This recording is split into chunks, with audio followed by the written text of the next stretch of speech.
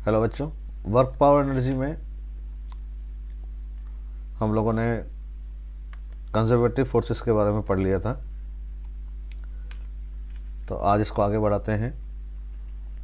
Non conservative forces तो आपको बता ही दिए मैंने, जिसमें एनर्जी कंजर्व नहीं रहती है। तो आगे बढ़ेंगे हम और पढ़ेंगे वर्क एनर्जी थ्योरम। यही इस चैप्टर का सबसे इम्पोर्टेंट टॉपिक भी है, वर्क एनर्जी थ्योरम, जो हमें क्या सिखाता है। तो देखो, अगर कोई बॉडी किसी सरफेस पर रखी होती है, जैसे हम मान लेते हैं कि यह कोई सरफेस है और इस सरफेस पर कोई बॉडी रखी है,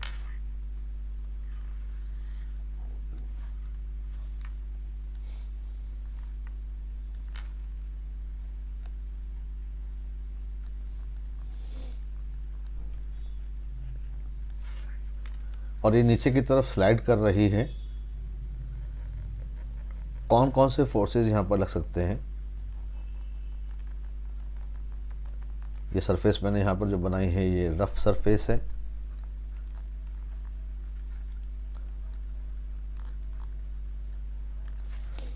तो जब ये बॉडी यहाँ पर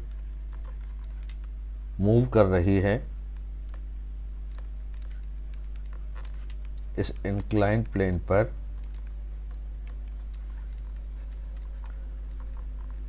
तो कौन कौन से फोर्सेस लग रहे हैं यहाँ पर? एक तो ग्रेविटी लगेगी, दूसरा नॉर्मल लगेगा क्योंकि सरफेस के कांटेक्ट में है ये, और तीसरा क्योंकि ये सरफेस रफ है तो यहाँ फ्रिक्शन भी लगेगा। अलग अलग फोर्सेस, जिसमें से ये ग्रेविटी जो है ये कंजर्वेटिव है,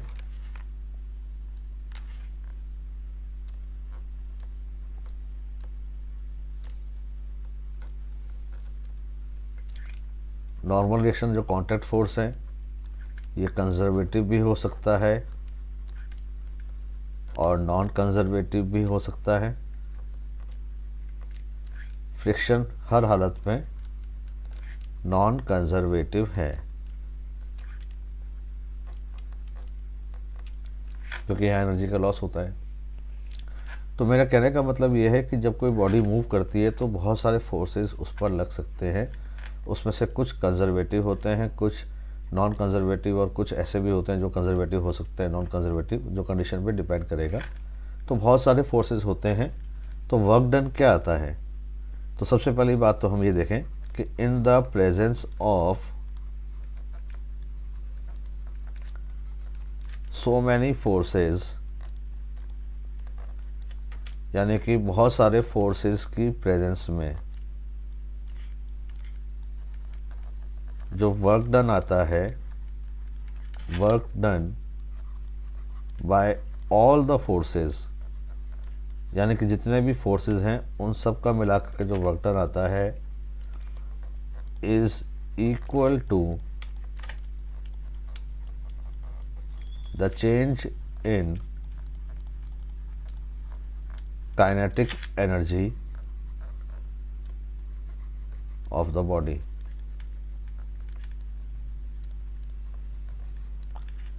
And this statement is called work energy theorem। यानी कि वर्क एनर्जी थ्योरम हमें ये सिखाता है कि जो टोटल वर्क डन होगा, इस टोटल वर्क डन में सभी फोर्सेस के वर्क शामिल हो जाएंगे, ये बराबर होगा चेंज इन काइनेटिक एनर्जी के। यानी कि ये टोटल वर्क कौन सा होगा? Work done by conservative force, work done by non conservative force, work done by some other force. जितने भी फोर्सेस होंगे उन सब का जो वर्क डन आएगा वो चेंज इन काइनेटिक एनर्जी के बराबर आएगा। मतलब final kinetic energy minus initial kinetic energy.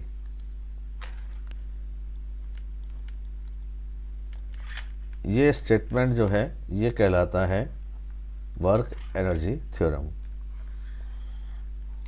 यानी कि वर्क एनर्जी थ्योरम में सारे के सारे फोर्सेस को इंक्लूड किया जाता है, चाहे वो कंजर्वेटिव हो या फिर नॉन कंजर्वेटिव हो। और पिछली क्लास में हमने ये पढ़ा था कि अगर हम सिर्फ कंजर्वेटिव फोर्सेस की ही बात करते हैं, उनका वर्क कितना होता है। अगर केवल कंजर्वेटिव फोर्स ही प्रेजेंट है तो हमने पिछली क्लास में देखा था कि work done by conservative force बराबर होता है minus change in potential energy के।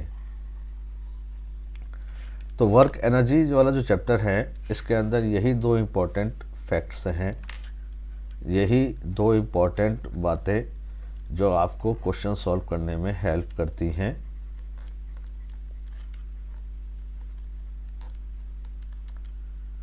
और ये इम्पोर्टेंट पॉइंट कौन कौन से हैं, इनमें से पहला पॉइंट तो आपको ये सिखाता है, पहला पॉइंट आपको ये सिखाता है कि work done by all the forces equal to change in kinetic energy. यानी कि work done by conservative force, work done by non conservative force, work done by other force equal to K2 minus K1। और दूसरा statement या दूसरा point आपको ये सिखाता है कि work done by conservative force, work done by conservative force is equal to minus change in potential energy. यानी कि work done by conservative force होता है माइनस U2 माइनस U1, या आप इसको लिख सकते हैं U1 माइनस U2।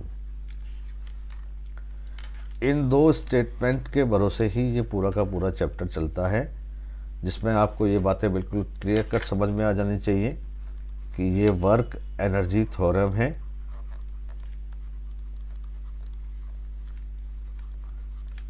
और ये वर्क एनर्जी थ्योरम आपको टोटल वर्क देगी और इसका रिलेशन सीधा सीधा चेंज इन काइनेटिक एनर्जी से होगा। ये सेकंड स्टेटमेंट जो है यहाँ पर, ये work done by conservative forces ही होगा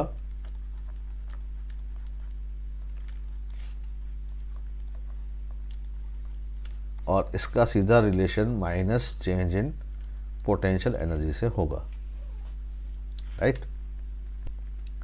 अब आप कहोगे सर इसको हम यूज़ कैसे करते हैं, तो एक बार फिर हम उसी एग्जांपल को लेते हैं।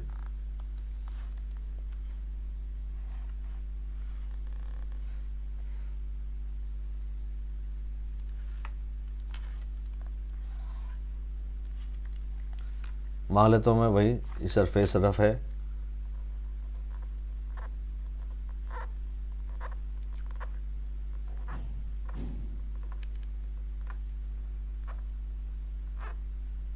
है ना।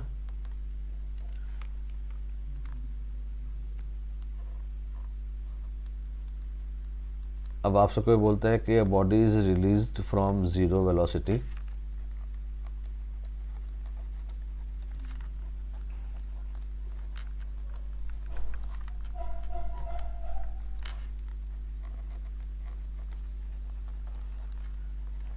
और ये नीचे की तरफ स्लाइड हो रही है,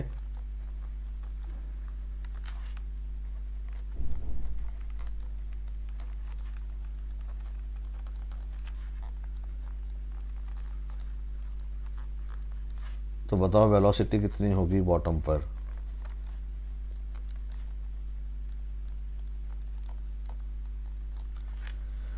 अब आप कहोगे कि सर चैप्टर तो हम पढ़ रहे हैं वर्क पर एनर्जी, तो बस वही तो मैं आपको बताने की कोशिश कर रहा हूँ कि आप ये देखिए कि कब हमको किस तरीके से यूज़ करना होता है।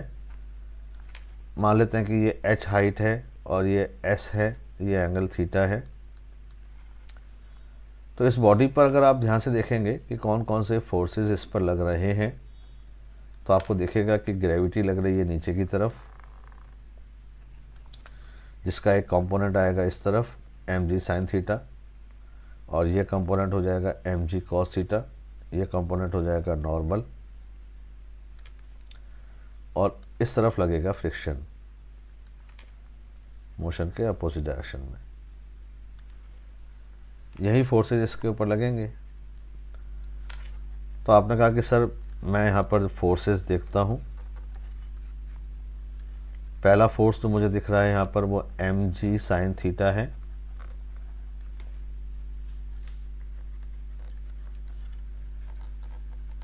और ये डिस्प्लेसमेंट के अलोंग है।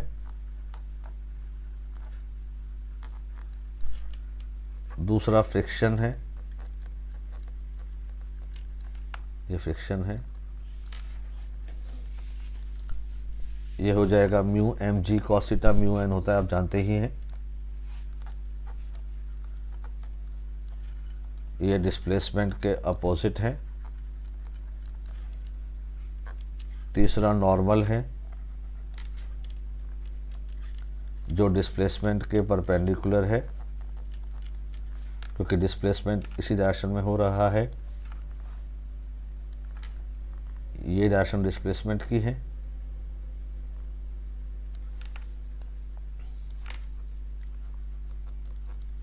और नॉर्मल इसके परपेंडिकुलर है। और ये जो फोर्स दिख रहा है आपको mg, ये mg sin थीटा, और ये फोर्स था mg cos theta. mg cos theta भी परपेंडिकुलर ही है।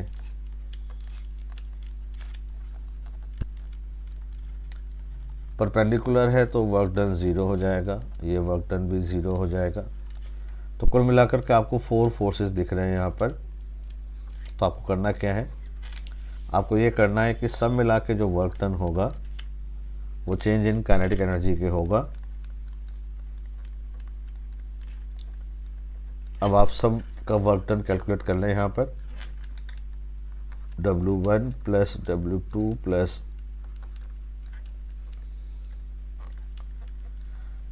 फाइनल काइनेटिक एनर्जी को मैं हाफ mv² ले लेता हूँ। इनिशियल काइनेटिक एनर्जी 0 थी क्योंकि बॉडी इनिशियली रेस्ट में दे रखी है आपको।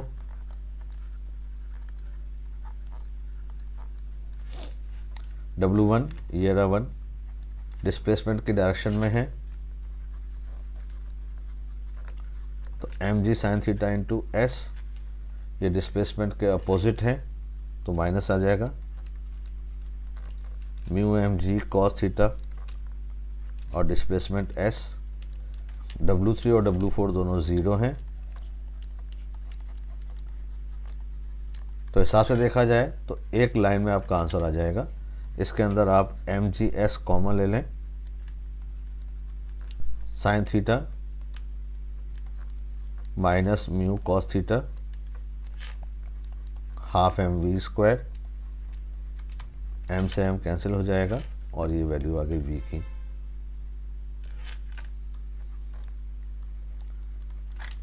टू आ जाएगा ऊपर, रहेगा gs sine theta minus mu cos theta.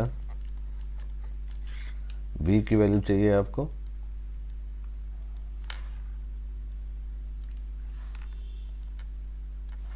तो ये पूरा का पूरा अंडर रूट में आ जाएगा। इस तरह से आप इन क्वेश्चंस को सॉल्व करेंगे जिसमें वर्क एनर्जी थ्योरम यूज में आएगी। और अब इन क्वेश्चंस की खास बात क्या होती है कि इसको आप रट नहीं सकते हैं, बस तरीका आप पता लगा सकते हैं। तरीका मैंने आपको सिखा दिया कि आप सारे के सारे वर्क डन देखिए और सारे के सारे वर्क डन मिलाकर के चेंज इन काइनेटिक एनर्जी के बराबर होंगे। अब इसी से मिलता जुलता एक क्वेश्चन और दे देते हैं। मान लीजिए ऐसा क्वेश्चन दे दें आपको,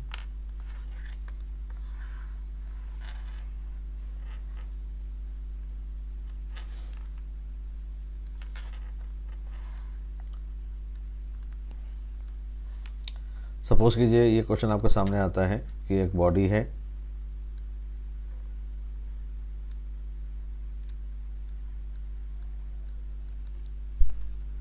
ठीक है,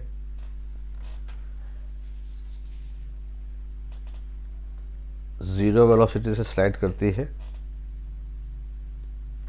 इसकी आधी सरफेस जो है वो तो स्मूथ है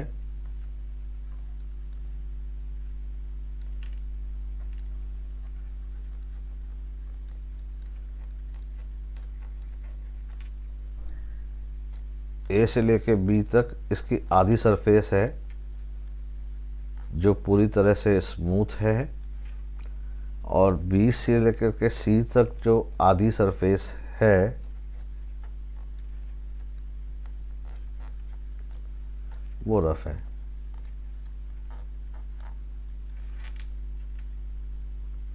ऐसा बना के देगा नहीं आपको, पर मैं बता रहा हूँ आपको ये रफ है, ठीक है।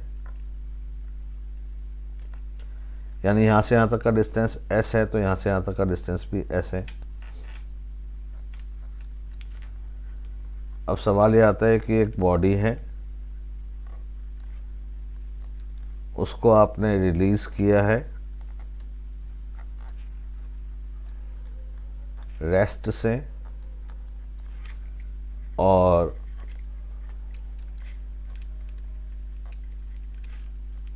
वो वापस रेस्ट में आ गई बॉटम पर आते आते।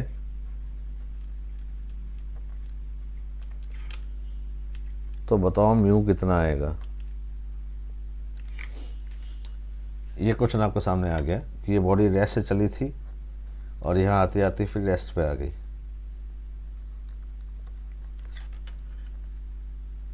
क्वेश्चन बिल्कुल वही का वही है, और एंगल से आप पहचान सकते हैं कि कौन कौन से फोर्सेस लग रहे होंगे, कौन कौन से एंगल इनके बीच में हैं।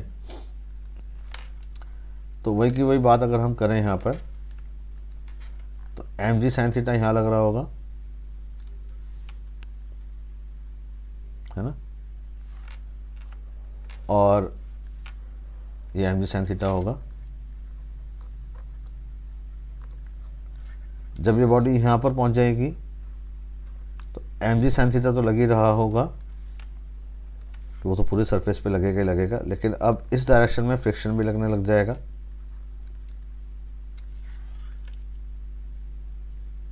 नॉर्मल परपेंडिकुलर रहेगा तो उसका वर्क डन 0 रहेगा,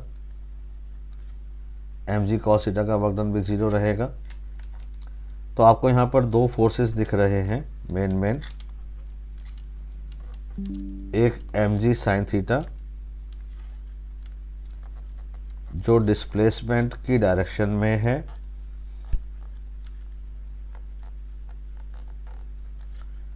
और कितने डिस्प्लेसमेंट तक चलेगा, 2s तक, क्योंकि एम जी साइन थीटा तो लगता ही रहेगा पूरे सरफेस पर। दूसरा फोर्स जो है वो फ्रिक्शन फोर्स है, ये डिस्प्लेसमेंट के अपोजिट है, और ये कितनी दूरी तक लगेगा, ये केवल s दूरी तक लगेगा। तो बस हम लिख देते हैं W1 plus W2 equal to change in kinetic energy, क्योंकि इनिशियल काइनेटिक एनर्जी भी 0 दे रखी है और फाइनल काइनेटिक एनर्जी भी 0 दे रखी है। आपको ऐसा क्यों, क्योंकि बॉडी यहाँ पर भी रेस्ट में थी और यहाँ पर भी बॉडी रेस्ट में आ गई है,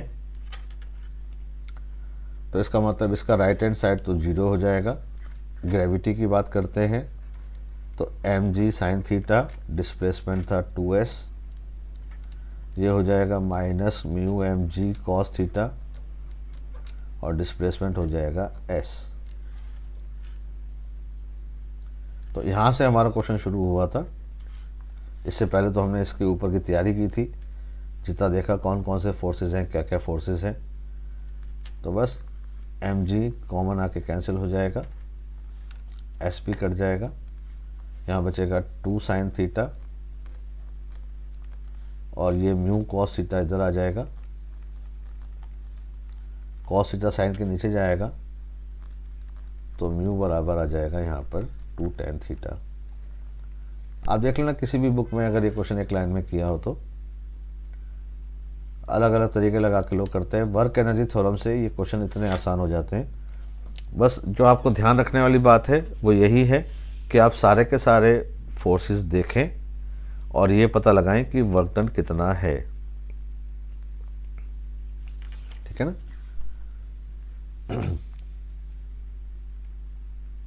मान लीजिए ऐसा क्वेश्चन आपके सामने आता है,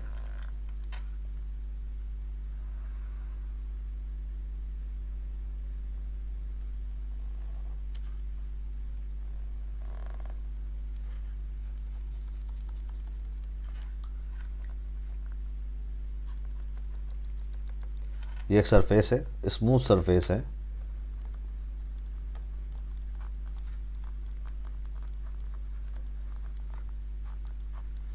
और इसके ऊपर से एक हमने बॉडी को रिलीज किया है।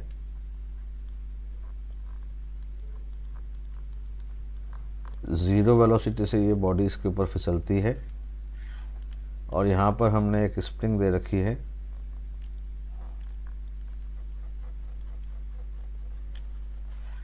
ये h हाइट मान लेता हूँ।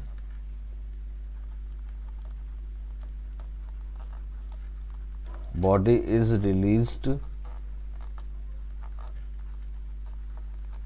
From rest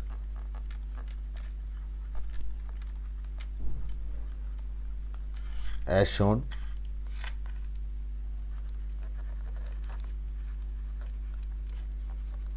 Find out the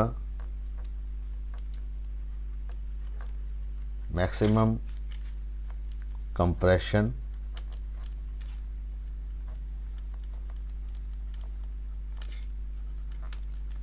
in spring. आपको स्प्रिंग कांस्टेंट के दे रखा है। अब ये क्वेश्चन कभी भी आपको ये नहीं बताएगा कि भाई मैं वर्क एनर्जी थ्योरम से ही सॉल्व होऊंगा, आप वही लगाओ। लेकिन जिस तरह के ये क्वेश्चन आते हैं एनर्जी से रिलेटेड, आपको दिख जाता है कि अलग टाइप के क्वेश्चंस हैं, कुछ एक जिसमें बॉडी आ रही है और ये स्प्रिंग दब रही है, तो एनर्जी कंजर्वेशन से या फिर ये वर्क एनर्जी थ्योरम से ही सॉल्व होते हैं।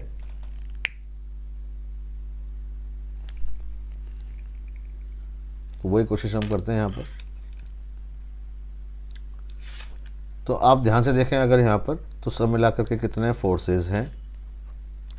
स्मूथ सरफेस है तो mg तो लगेगा ही लगेगा, और जब स्प्रिंग से टकराएगी ये तो फिर स्प्रिंग फोर्स लगेगा।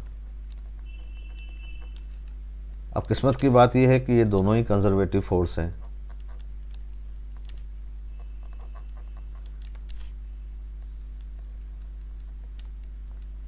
आपको अगर सर हमें डिस्प्लेसमेंट को तो पता है ही नहीं कि यहाँ से लेके कितना गया कितना नहीं गया,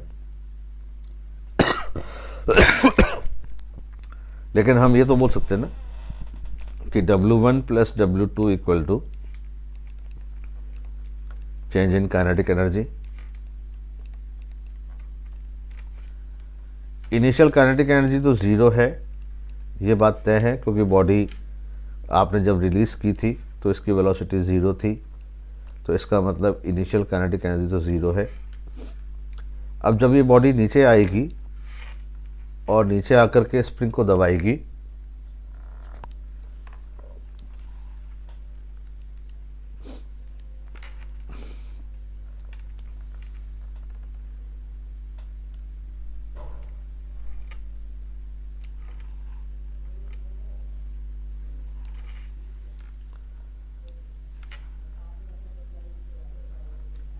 तो ये बॉडी इस तरह से नीचे आएगी यहाँ पर,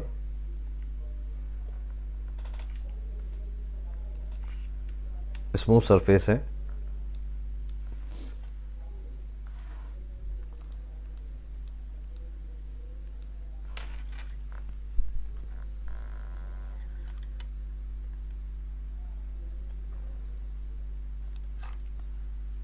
और ये जब बॉडी स्प्रिंग को दबा चुकी होगी यहाँ पर, जब ये स्प्रिंग मैक्सिमम दब जाएगा, पहले ये स्प्रिंग यहाँ था, यहाँ से कितना दब गया है मान लेता हूँ x दब गया है, तब ये बॉडी फिर रेस्ट में आ जाएगी। बॉडी रुकेगी तभी तो दबने के बाद में ये वापस फैलना शुरू होगा। तो फाइनल काइनेटिक एनर्जी भी कितनी आ गई, ज़ीरो। पहला वर्क डन ग्रेविटी का वर्क डन जो आएगा, तो आप देखो mg कहाँ लग रहा है, नीचे, और डिस्प्लेसमेंट भी नीचे हो रहा है, minus change in potential energy के हिसाब से। Initial potential energy work done W1 निकाल लेता हूँ मैं, ये work done by gravity U1 minus U2। Initial energy mgs थी, जब बॉडी यहाँ पहुँच जाएगी तो हाइट ज़ीरो हो जाएगी, हाइट ज़ीरो हो जाएगी तो पोटेंशियल एनर्जी भी ज़ीरो हो जाएगी।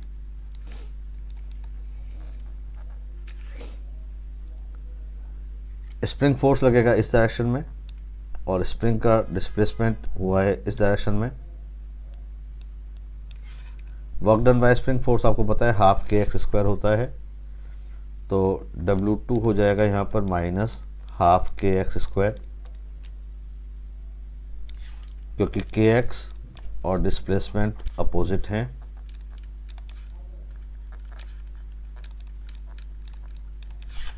अब आप वैल्यू रखते हैं तो mgh इसकी जगह रखती है माइनस हाफ के एक्स स्क्वायर बराबर, दोनों काइनेटिक एनर्जी ज़ीरो, तो हाफ के एक्स स्क्वायर बराबर आ जाएगा mgh और x की वैल्यू आ जाएगी 2mgh बाई k का अंडर रूट। तो वास्तव में सॉल्यूशन देखा जाए हमारा तो यहाँ से लेकर यहाँ तक का सॉल्यूशन है। इससे पहले सब इसकी तैयारी हमने की है। तो इस तरह से ये क्वेश्चन सॉल्व होते हैं। आप देखेंगे हज़ारों तरह के न्यूमेरिकल्स होंगे लेकिन सॉल्व इसी तरीके से किए जाते हैं। डीपीपी में मैंने क्वेश्चन दे रखे हैं, अगर आपने ईमानदारी से डीपीपी करें तो आप देखेंगे कि ये क्वेश्चन जो लोगों को टफ लगते हैं आप तुरंत आसानी से इन क्वेश्चंस को कर पाएंगे। ठीक है ना। तो कहीं पर भी घबराने की ज़रूरत आपको इनसे रिलेटेड नहीं है।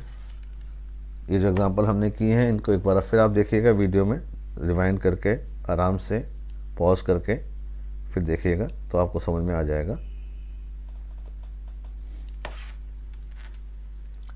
आगे बढ़ते हैं हम।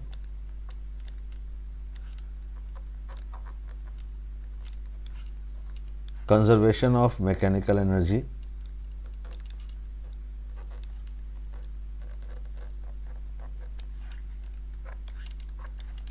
ये हमें क्या सिखाता है, under the presence of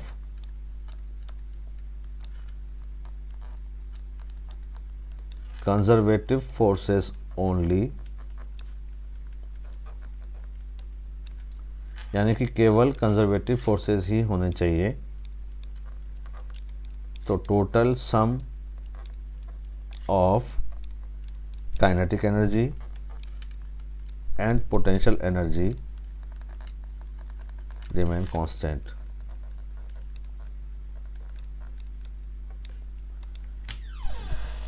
kinetic energy और पोटेंशियल एनर्जी का सम जो है ये कांस्टेंट रहता है। ये भी इम्पोर्टेंट है।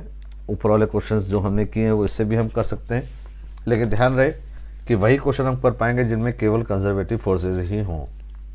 नॉन कंजर्वेटिव फोर्सेज आएंगे वहाँ पर मैकेनिकल एनर्जी कंजर्व नहीं रहेगी। अब ये कैसे हुआ, क्यों हुआ, इस पर ध्यान लगाते हैं। तो देखो, कंजर्वेटिव फोर्सेज से रिलेटेड एक बात तो आपको बिल्कुल क्लियर है कि work done by conservative force क्या होता है, minus change in potential energy. दूसरा हमने सीख रखा है कि सारा वर्क डन जो होता है वो चेंज इन काइनेटिक एनर्जी के बराबर भी होता है। लेकिन यहाँ पर सारे फोर्सेस है ही नहीं, यहाँ पर तो केवल कंजर्वेटिव फोर्सेस ही हैं। जैसे ऊपर वाले क्वेश्चन में ग्रेविटी था और स्प्रिंग था, तो अगर केवल कंजर्वेटिव फोर्सेस ही हों, केवल कंजर्वेटिव फोर्सेस ही मौजूद हों, कंजर्वेटिव फोर्सेस भी लिमिटेड हैं जिनका नाम मैंने आपको बता दिया है, केवल कंजर्वेटिव फोर्सेस ही प्रेजेंट हों, तो अब आप क्या बोलोगे कि साहब नॉन कंजर्वेटिव तो है ही नहीं, तो work done by conservative forces क्या हो जाएगा, चेंज इन काइनेटिक एनर्जी। और अगर हम जनरल की बात करते हैं ऑलवेज, तो ये बात तो हमेशा सही है कि work done by conservative force होता है minus change in potential energy. तो ये क्वेश्चन नंबर 1 और ये क्वेश्चन नंबर 2 दोनों ही WC यानी कि work done by conservative force दिखा रहे हैं। इसका मतलब delta kinetic energy equal to minus delta potential energy. तो delta kinetic energy plus delta potential energy equal to 0, यानी change in kinetic energy plus change in potential energy 0। तो फिर kinetic energy plus potential energy बराबर constant. लेकिन ये हमेशा नहीं है, ये तभी आएगा जब केवल और केवल कौन से फोर्सेस प्रेजेंट हो, कंजर्वेटिव फोर्सेस ही प्रेजेंट हो। तो अगर केवल कंजर्वेटिव फोर्सेस प्रेजेंट होंगे तो आप ये बात लिख सकते हैं, और इसका सीधा रिलेशन इससे आ जाएगा कि काइनेटिक एनर्जी और पोटेंशियल एनर्जी का सम कांस्टेंट रहेगा। तो कंजर्वेशन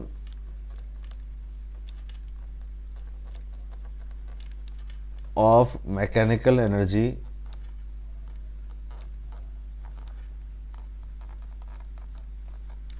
को आप कैसे यूज कर सकते हैं? पहला आप लिखते हैं कि K plus U equal to constant.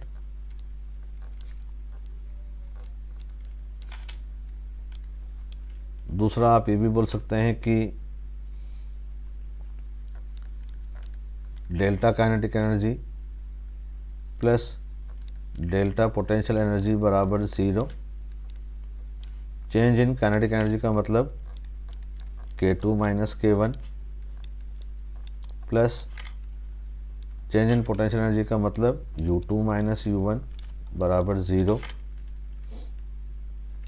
तो K2 माइनस K1 बराबर U2 माइनस U1, लेकिन नेगेटिव साइन के साथ में।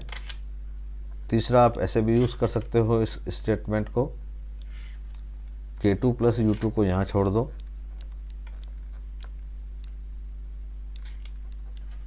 ये माइनस का K1 और माइनस का U1 वहाँ जाकर के प्लस बन जाएंगे। चौथा, K2 प्लस U2 का मतलब final kinetic energy plus final potential energy equal to initial kinetic energy plus initial potential energy. पांचवी बात आप ये भी बोल सकते हो कि delta kinetic energy equal to minus delta potential energy. इसका मतलब ये है कि अगर काइनेटिक एनर्जी बढ़ेगी तो पोटेंशियल एनर्जी घटेगी, क्योंकि यहाँ नेगेटिव साइन आ रहा है, तो दोनों का चेंज अपोजिट होता है। छठी बात, ये बात समझ लीजिए आप।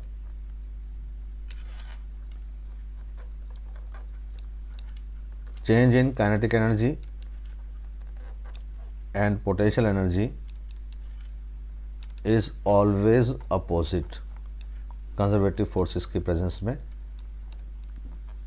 यानी कि अगर एक बढ़ेगा तो दूसरा घटेगा,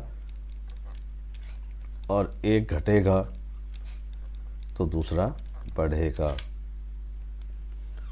कंजर्वेटिव फोर्सेस और कंजर्वेशन ऑफ एनर्जी ये हमने पढ़ा है यहाँ पर। इसको कैसे हम न्यूमेरिकल्स में यूज़ करेंगे इसको हम सीखेंगे, ठीक है ना। आप इन बातों को थोड़ा ध्यान से पढ़िए, क्योंकि इंपॉर्टेंट टॉपिक हैं, अच्छे टॉपिक हैं, बच्चों को ज़्यादातर आते नहीं हैं। क्वेश्चन आपको सीखने हैं इसके, तो आप इसको आराम से पढ़ना पड़ेगा। तो जो मैंने आज पढ़ाया है उन सभी बातों पर आप ध्यान लगाइएगा और ध्यान से कॉपी में लिख करके नोट कीजिएगा। इतना सारा हमने पढ़ लिया है, ठीक है ना। ये सारा का सारा आज ही हमने पढ़ा है।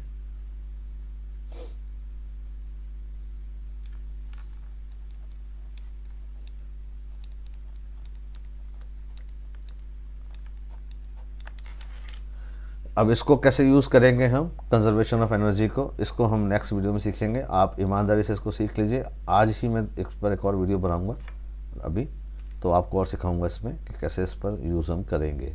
Okay, till then bye.